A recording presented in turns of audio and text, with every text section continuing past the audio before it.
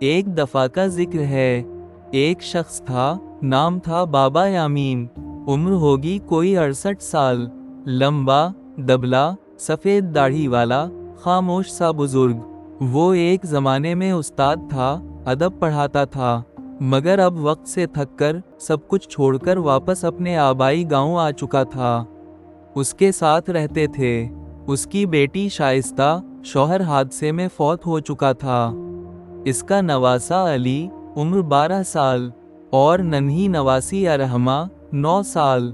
وہ رہتے تھے ایک پرانے وراثتی گھر میں جو برسوں سے بند پڑا تھا، لیکن اس گھر کے ساتھ ایک عجیب باغ تھا، ایسا باغ جو ہمیشہ ہرا بھرا رہتا، چاہے بارش ہو یا نہ ہو۔ نہیں، ایک دن علی باغ کے دروازے پر پہنچا۔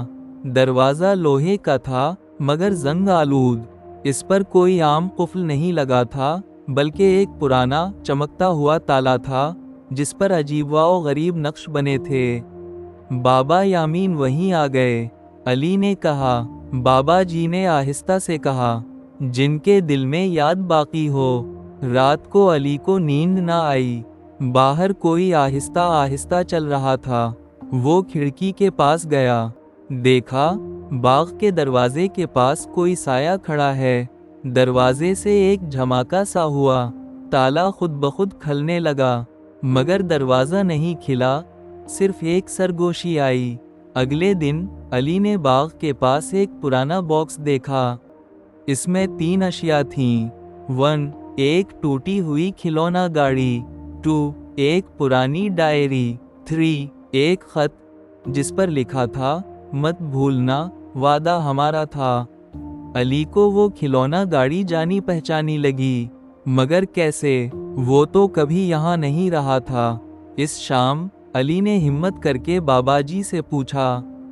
بابا جی نے بہت دیر بعد بتایا، تمہارا ایک بھائی تھا، ریحان، تم دونوں اس باغ میں کھیلا کرتے تھے، مگر ایک دن وہ باغ میں داخل ہوا اور کبھی واپس نہ آیا۔ ہم نے تلاش کیا، شور مچایا، دعا کی، مگر وہ جیسے زمین نگل گئی ہو۔ اسی رات علی نے باغ کے دروازے پر ہاتھ رکھا، دروازہ خود بخود چرچراتے ہوئے کھل گیا۔ اندر صرف باغ نہیں تھا، بلکہ ایک سیڑھی نیچے جا رہی تھی، زمین کے اندر۔ علی نیچے اترا۔ یہ ایک پرانی مٹی کی دنیا تھی جہاں ایک جھولا جھول رہا تھا، کتابیں بکھری ہوئی تھیں اور دیوار پر لکھی ایک لائن۔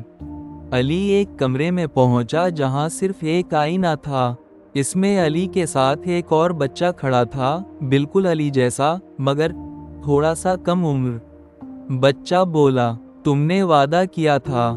علی کی آنکھوں میں آنسو آ گئے۔ علی واپس آیا، دروازہ بند ہو گیا، مگر دل کھل گیا۔ اس نے دروازے کے سامنے تختی لگائی، بلکہ زندہ ہو کر لوٹ آتی ہیں۔ بابا یامین نے آہستہ سے کہا، بلکہ ایک رشتہ واپس پایا ہے۔